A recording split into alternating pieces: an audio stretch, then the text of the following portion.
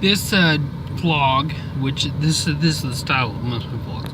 This is just me and the camera. Is both kind of a response type thing to episode 61 of the Right Now podcast of self-talk, self-deprecating stuff,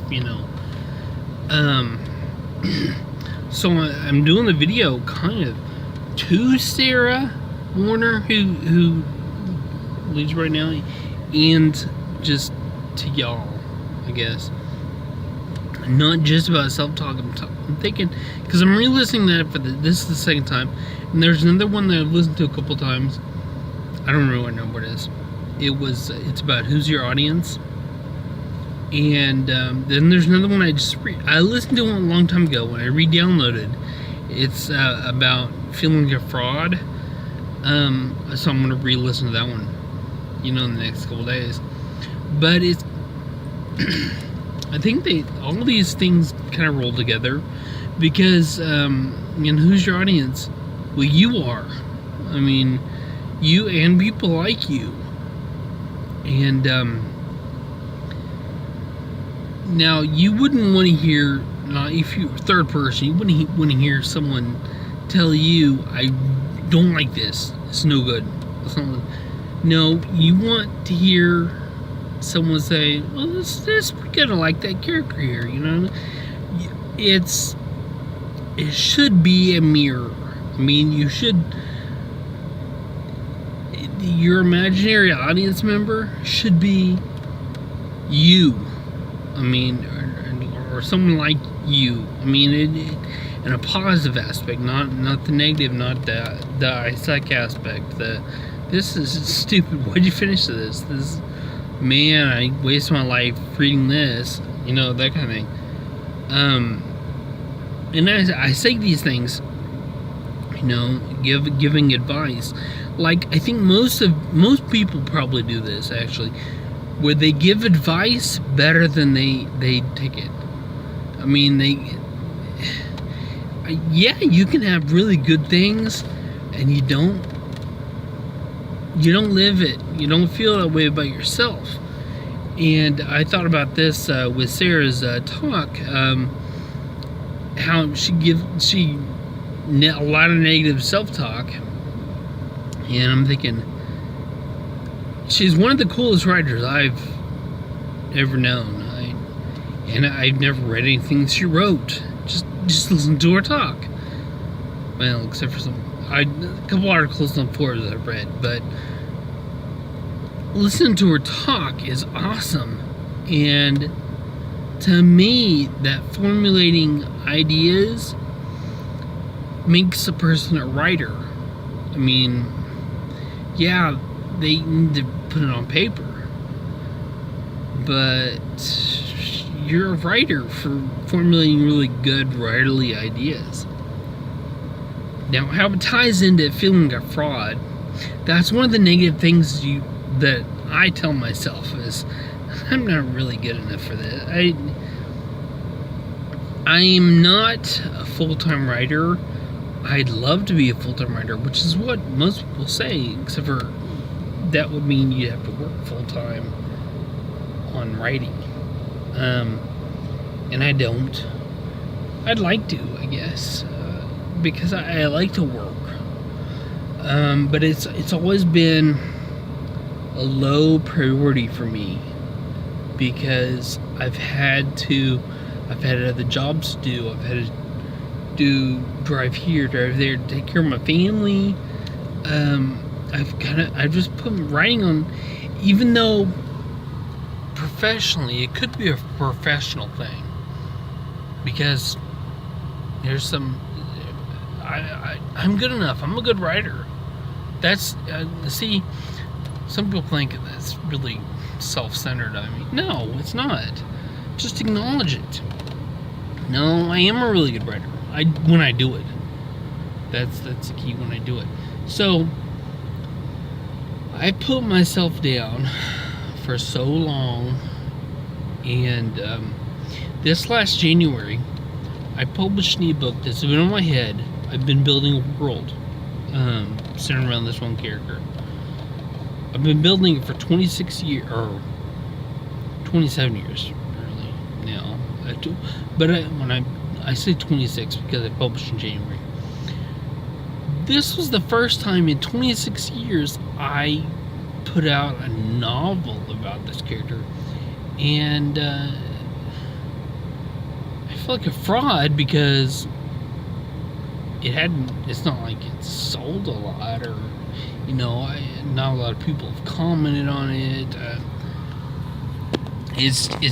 But it's out there. It's Kindle ebook. It's out there. But I feel like a fraud, and it. Instead of boosting myself, bolstering up, and being better this year, I'm still slacking. 6 months later, I'm only probably about 20 pages into writing the next installment.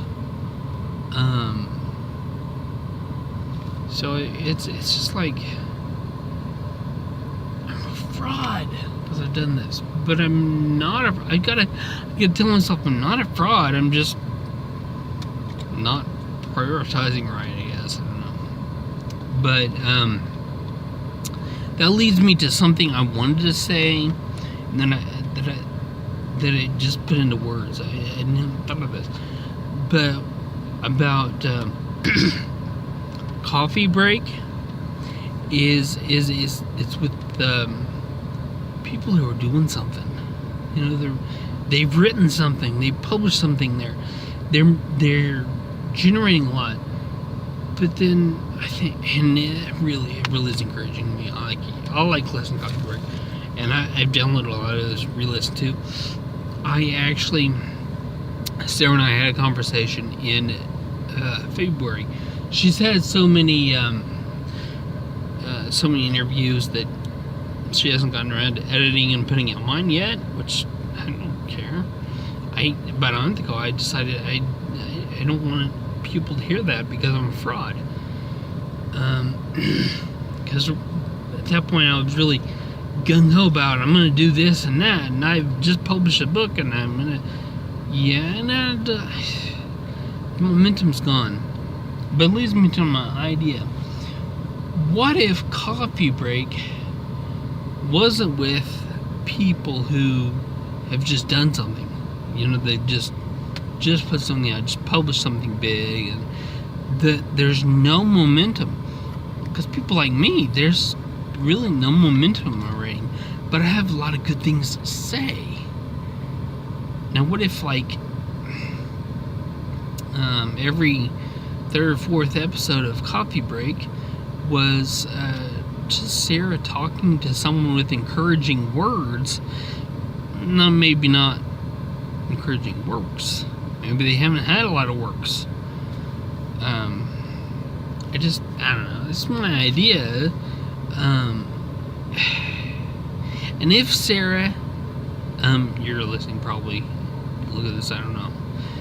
If you still have the raw audio of when you and I just talked, or video, that'd be even better. But if you have the raw audio, if you could send it to me, I would put it on my YouTube. Just put a fake picture or something. Maybe just the words Coffee Break. Unedited Coffee Break. I don't know.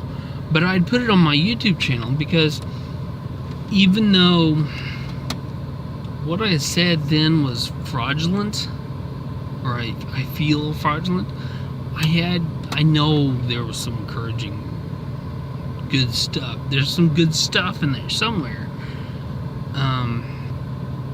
And it's old.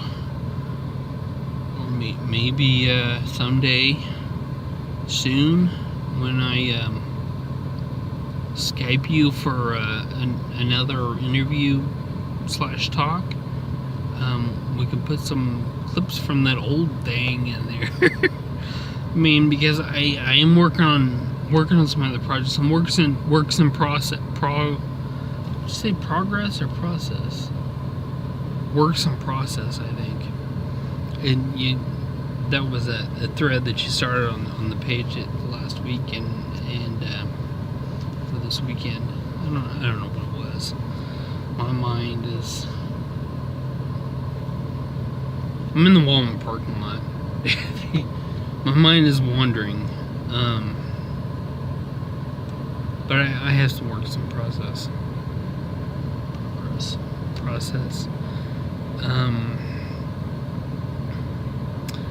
Yeah, that's all I've said with that.